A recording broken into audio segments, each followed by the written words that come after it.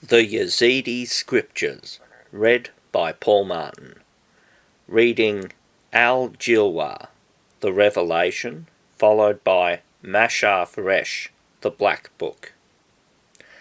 Al-Jilwa, the Revelation. Before all creation, this revelation was with Melech Tors, who sent Abd Tors to this world, that he might separate truth known to his particular people. This was done, first of all, by means of oral tradition, and afterward by means of this book, Al-Jilwa, which the outsiders may neither read nor behold. Chapter 1. I was, am now, and shall have no end. I exercise dominion over all creatures, and over the affairs of all who are under the protection of my image. I am ever present to help all who trust in me and call upon me in time of need. There is no place in the universe that knows not my presence. I participate in all the affairs which those who are without call evil, because their nature is not such as they approve. Every age has its own manager, who directs affairs according to my decrees. This office is changeable from generation to generation, that the ruler of this world and his chiefs may discharge the duties of their respective offices, every one in his own turn. I allow everyone to follow the dictates of his own nature, but he that opposes me will regret it sorely. No God has a right to interfere in my affairs, and I have made it an imperative rule that everyone shall refrain from worshipping all gods. All the books of those who are without are altered by them, and they have declined from them, although they were written by the prophets and the apostles. That there are interpolations is seen in the fact that each sect endeavours to prove that the others are wrong and to destroy their books. To me, truth and falsehood are known. When temptation comes, I give my covenant to him that trusts in me. Moreover, I give counsel to the skilled directors, for I have appointed them for periods that are known to me. I remember necessary affairs and execute them in due time. I teach and guide those who follow my instruction.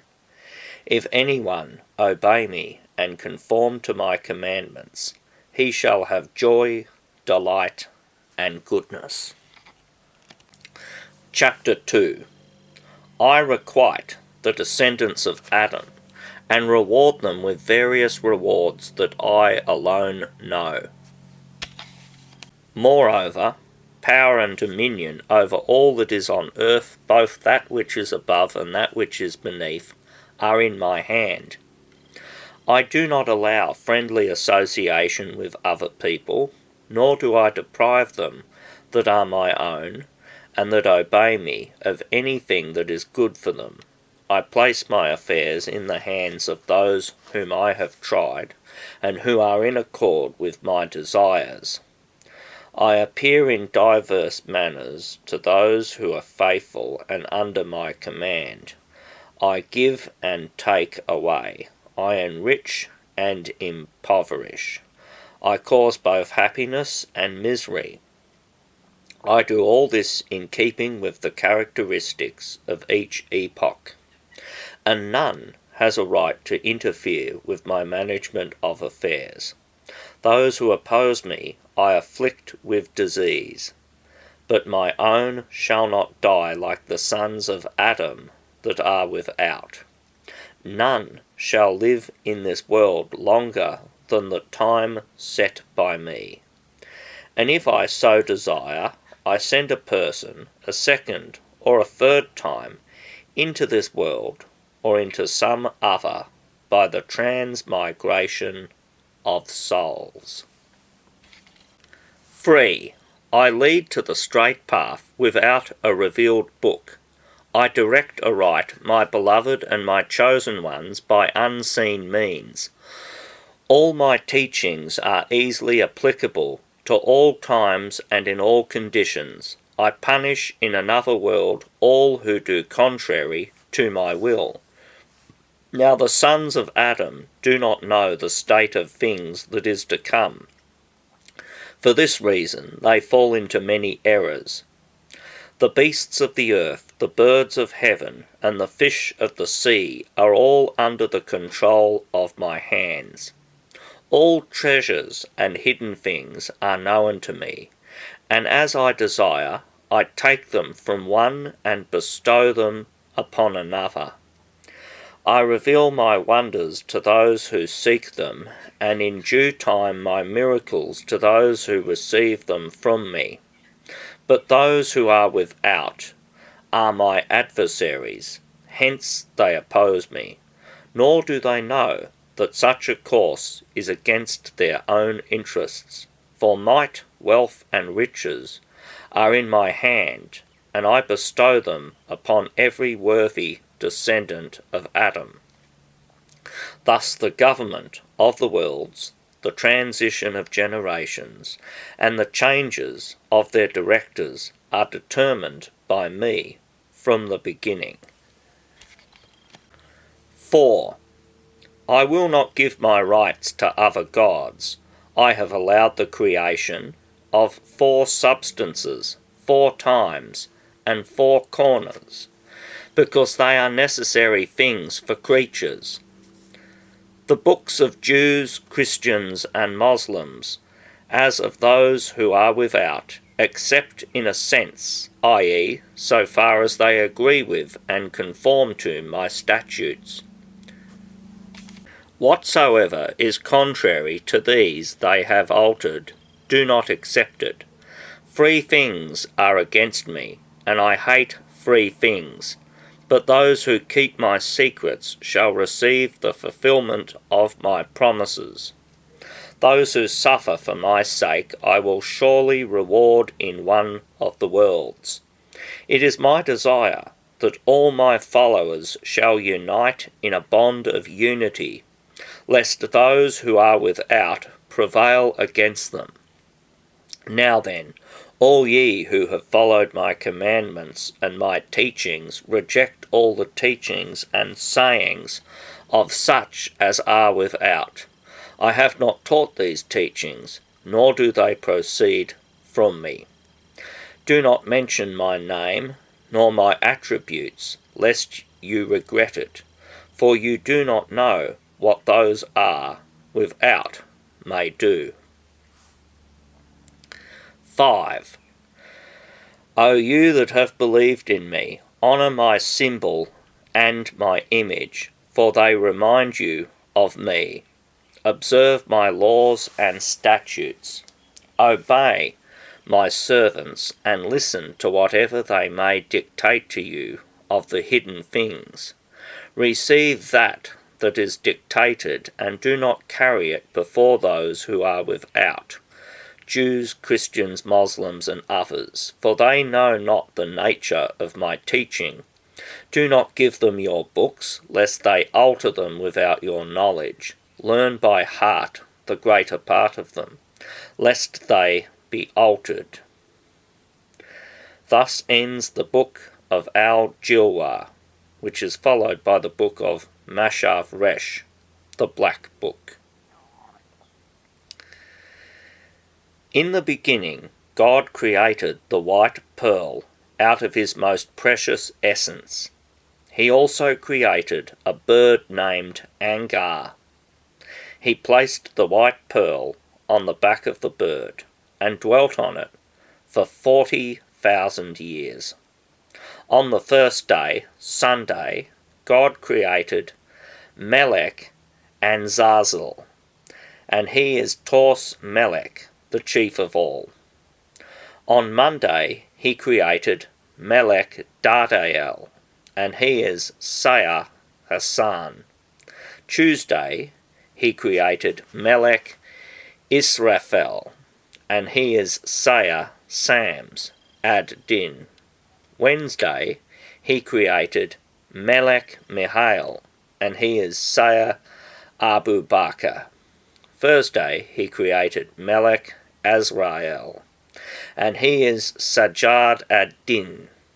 Friday, he created Melech Semnael, and he is Nasser ad Din.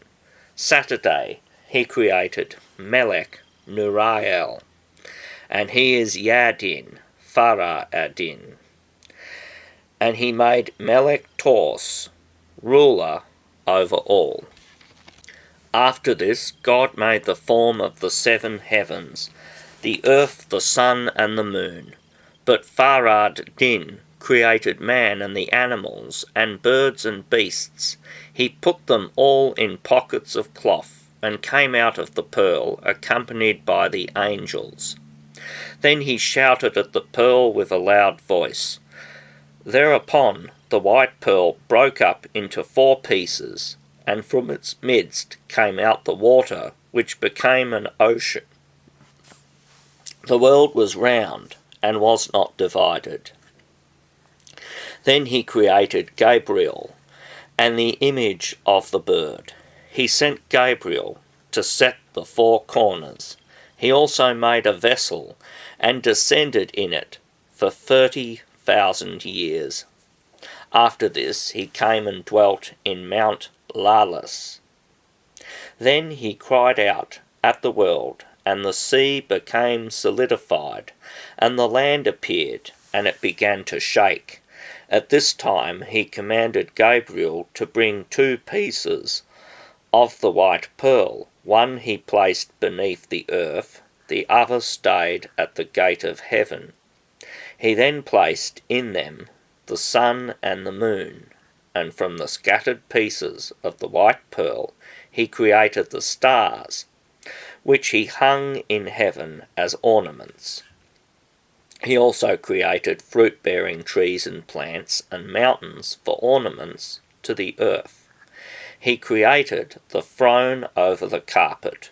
Then the great God said, O angels, I will create Adam and Eve, and from the essence of Adam shall proceed Sihar bin Jiber, and of him a separate community shall appear upon the earth, that of Azazel, that of Melech Tors, which is the sect of the Yazidis. Then he sent Saya Ada bin Musaphar from the land of Syria, and he came and dwelt in Mount Lawless. Then the Lord came down to the black mountain. Shouting, he created 30,000 Melechs, and divided them into 3 divisions. They worshipped him for 40,000 years, when he delivered them to Melech Tors, who went up with them to heaven. At this time the Lord came down to the Holy Land, Al-Quds, and commanded Gabriel to bring earth from the 4 corners of the world, earth, air, fire, and water. He created it, and put in it the spirit of his own power, and called it Adam. Then he commanded Gabriel to escort Adam into paradise, and to tell him that he could eat from all the trees, but not of wheat. Here Adam remained for 100 years. Thereupon Melech Tors asked God how Adam could multiply and have descendants if he were forbidden to eat of the grain. God answered, I have put the whole matter into your hands. Thereupon Melech Tors visited Adam and said, Have you eaten of the grain? He answered, No, God forbade me. Melech Tors replied and said, Eat of the grain, and all shall go better with you. Then Adam ate of the grain, and immediately his belly was inflated. But Melech Tors drove him out of the garden, and leaving him, ascended into heaven. Now Adam was troubled because his belly was inflated, for he had no outlet. God therefore sent a bird to him, which pecked at his anus and made an outlet, and Adam was relieved. Now Gabriel was away from Adam for 100 years, and Adam was sad and weeping. Then God commanded Gabriel to create Eve from under the left shoulder of Adam. Now it came to pass, after the creation of Eve, and of all the animals, that Adam and Eve quarrelled over the question whether the human race should be descended from him or her, for each wished to be the sole begetter of the race. This quarrel originated in their observation of the fact that among animals both the male and the female were factors in the production of their respective species. After a long discussion, Adam and Eve agreed on this. Each should cast his seed into a jar, close it, and seal it with his own seal, and wait for 9 months. When they opened the jars, at the completion of this period, they found in Adam's jar 2 children, male and female. Now from these 2, our sect, the Yazidis, are descended. In Eve's jar they found naught but rotten worms emitting a foul odour, and God caused nipples to grow for Adam, that he might suckle the children that proceeded from his jar. This is the reason why man has nipples.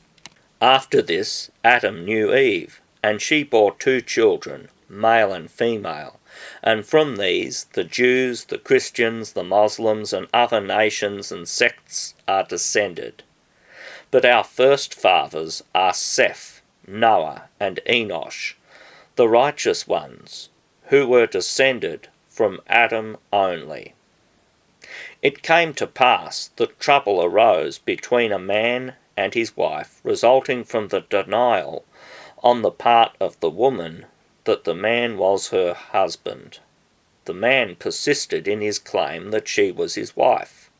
The trouble between the two was settled, however, through one of the righteous men of our sect, who decreed that at every wedding a drum and a pipe should be played, as a testimony to the fact that such a man and such a woman were married legally. Then Melech-Tos came down to earth for our sect, the created ones, and appointed kings for us, besides the kings of ancient Assyria, Nisroch, who is Nasir ad-Din, Kamush, who is Melech Faradin, and Artemis, who is Melech Sams ad-Din. After this we had 2 kings, Sabur first, 224 to 272 AD, and second, 309 to 379 AD, who reigned 150 years, and our amirs down to the present day have been descended from their seed. But we hated 4 kings. Before Christ came into this world, our religion was paganism. King Ahab was from among us, and the god of Ahab was called Beelzebub. Nowadays we call him Purbub. We had a king in Babylon whose name was Bartnazar, another in Persia whose name was Ahasuerus, and still another in Constantinople whose name was Agricolas. The Jews, the Christians, the Muslims, and even the Persians fought us, but they failed to subdue us. For the strength of the Lord we prevailed against them. He teaches us the first and last science, and one of his teachings is, before heaven and earth existed, God was on the sea, as we formerly wrote you.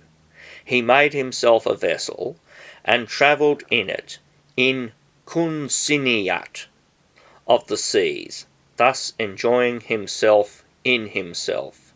He then created the white pearl and ruled over it for 40 years. Afterward, growing angry at the pearl, he kicked it, and it was a great surprise to see the mountains formed out of its cry, the hills out of its wonders, the heavens out of its smoke. Then God ascended to heaven, solidified it, established it without pillars. He then spat upon the ground, and taking a pen in hand, began to write a narrative of all the creation. In the beginning he created 6 gods from himself and from his light, and their creation was as one lights a light from another light. And God said, "Now I have created the heavens. Let some one of you go up and create something therein." Thereupon the second god ascended and created the sun, the third the moon, the fourth the vault of heaven, the fifth the Farag, or the morning star, the sixth paradise, the seventh hell. We have already told you that after this they created Adam and Eve. And know that besides the flood of Noah, there was another flood in this world. Now our sect, the Yazidis, are descended from Naomi, an honoured person, king of peace. We call him Melech Miran. The other sects are descended from Ham, who despised his father. The ship rested at a village called Ain Sifni, distant from Mosul, about 5 parasangs. The cause of the first flood was the mockery of those who were without, Jews, Christians, Muslims, and others descended from Adam and Eve. We, on the other hand, are descended from Adam only, as already indicated. This second flood came upon our sect, the Yazidis. As the water rose and the ship floated, it came above Mount Sinjar, where it ran aground and was pierced by a rock. The serpent twisted itself like a cake and stopped the hole.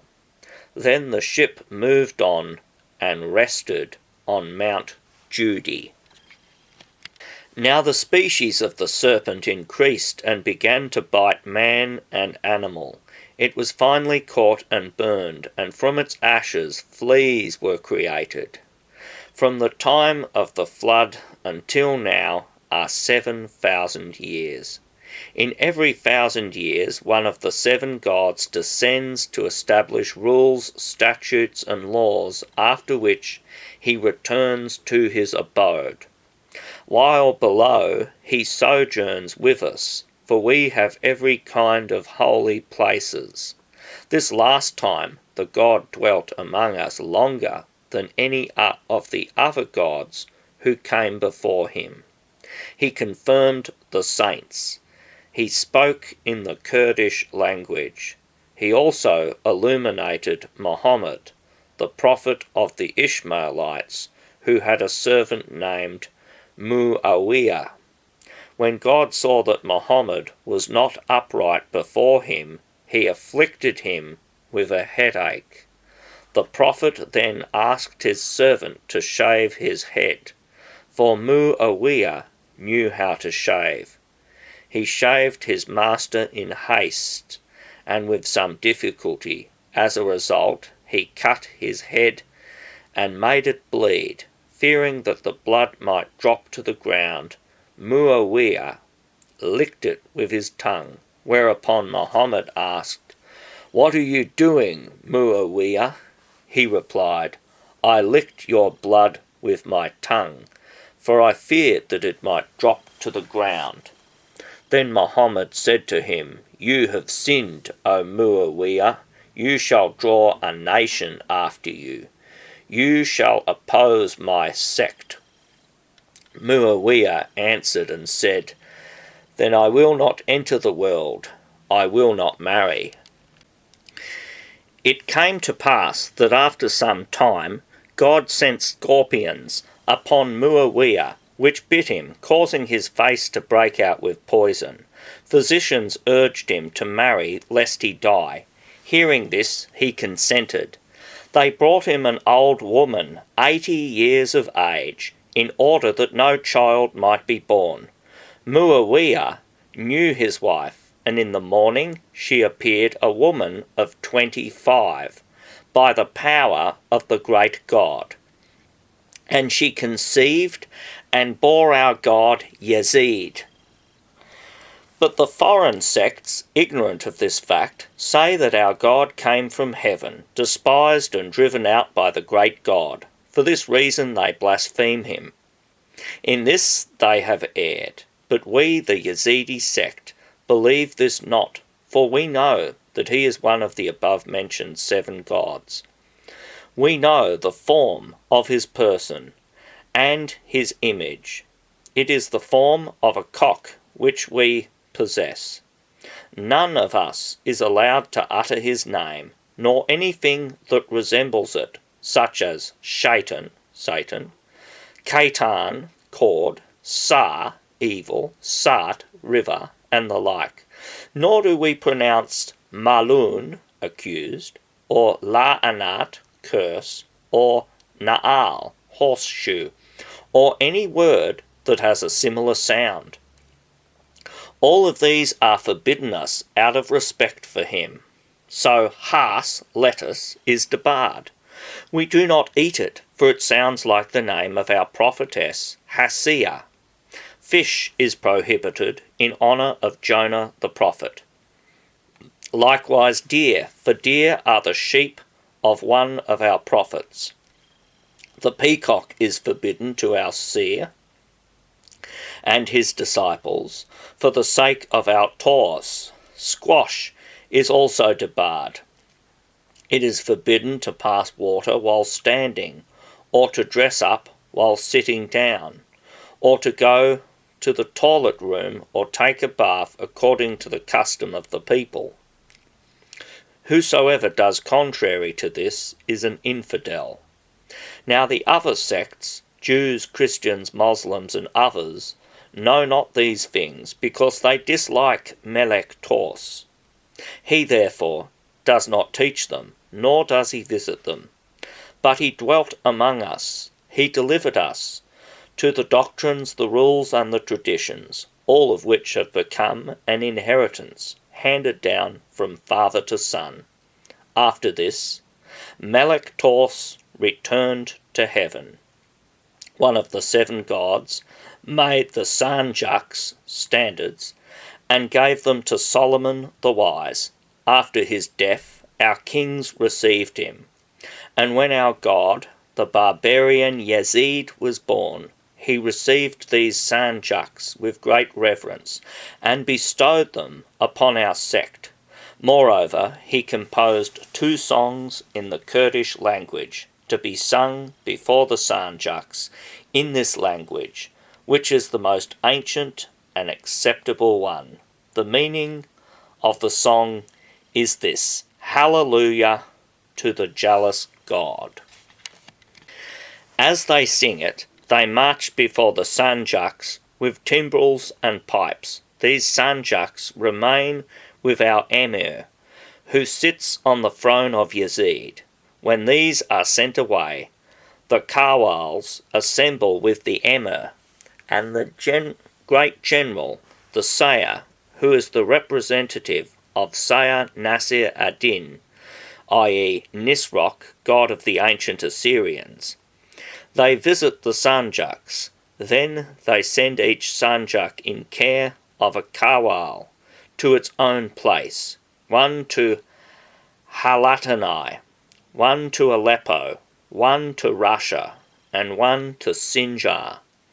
These Sanjaks are given to 4 Kawals by contract.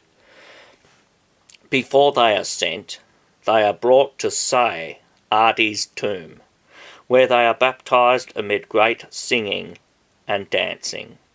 After this, each of the contractors takes a load of dust from Say Adi's tomb. He fashions it into small balls, each about the size of a gall nut, and carries them along with the sanjaks to give them away as blessings. When he approaches a town, he sends a crier before him to prepare the people to accept the kawal and his sanjak with respect and honour. All turn out in fine clothes, carrying incense. The women shout, and all together sing joyful songs. The kawal is entertained by the people with whom he stops. The rest give him silver presents, everyone according to his means. Besides these 4 sanjaks, there are 3 others, 7 in all. These 3 are kept in a sacred place for purposes of healing. 2 of them, however, remain with Sayati, and the 3rd remains in the village of Bahazani, which is distant from Mosul about 4 hours. Every 4 months these kawals travel about. One of them must travel in the province of the Emir. They travel in a fixed order, differing each year. Every time he goes out, the traveller must cleanse himself with water made sour with sumac, and anoint himself with an oil. He must also light a lamp at each idol that has a chamber. This is the law that pertains to the sanjaks.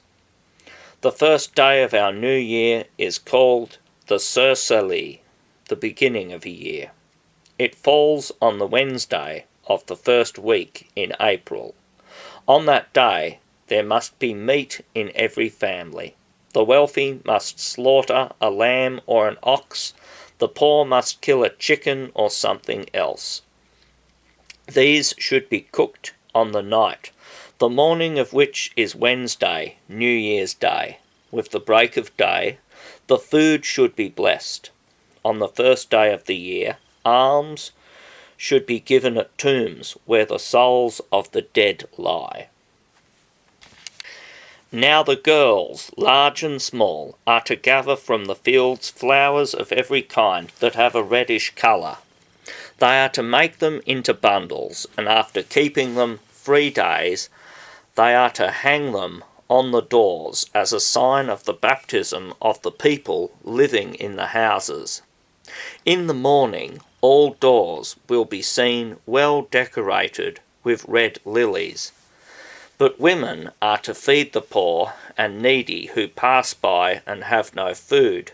This is to be done at the graves. But as to the kawals, they are to go around the tombs with timbrels, singing in the Kurdish language. For so doing, they are entitled to money. On the above-mentioned day of Sursali, no instruments of joy are to be played, because God is sitting on the throne, arranging decrees for the year, and commanding all the wise and the neighbours to come to him. And when he tells them that he will come down to earth with song and praise, all arise and rejoice before him, and throw upon each the squash of the feast. Then God seals them with his own seal, and the great God gives a sealed decision to the God who is to come down. He, moreover, grants him power to do all things according to his own will. God prefers doing good and charity to fasting and praying. The worship of any idol, such as Sayed ad-Din or Say Sams, is better than fasting. Some layman is to give a banquet to the Kochak after the fasting of the latter 40 days, whether it be in summer or in winter. If he, the Kochak, says this entertainment is an alms given to the Sanjak, then he is not released from his fasting. When it comes to pass that the yearly tithe gatherer finds that the people have not fully paid their tithes, he whips them till they become sick, and some even die. The people are to give the Kochaks money to fight the Roman army, and thus save the sect, Yazidis, from the wrath of the Man of the Year. Every Friday, a load of gifts is to be brought as an offering to an idol. At that time, a servant is to call the people aloud from the roof of a Kochak's house, saying, "It is the call of the prophet to a feast." All are to listen reverently and respectfully, and on hearing it, everyone is to kiss the ground and the stone on which he happens to lean. It is our law that no kawal shall pass a razor over his face. Our law regarding marriage is that at the time of the wedding a loaf of bread shall be taken from the house of a Kolchak, and be divided between the bride and the bridegroom, each to eat one half. They may, however, eat some dust from Sayadi's tomb instead of the bread for a blessing. Marriage in the month of April is forbidden, for it is the first month of the year. This rule, however, does not apply to kawals. They may marry during this month. No layman is allowed to marry a Kochak's daughter. Everyone is to take a wife from his own class, but our emir may have for a wife anyone whom he pleases to love. A layman may marry between the ages of 10 and 80. He may take for a wife one woman after another for a period of 1 year.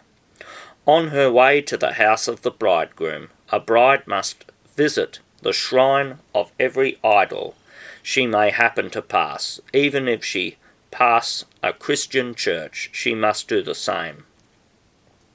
On her arrival at the bridegroom's house, he must hit her with a small stone in token of the fact that she must be under his authority.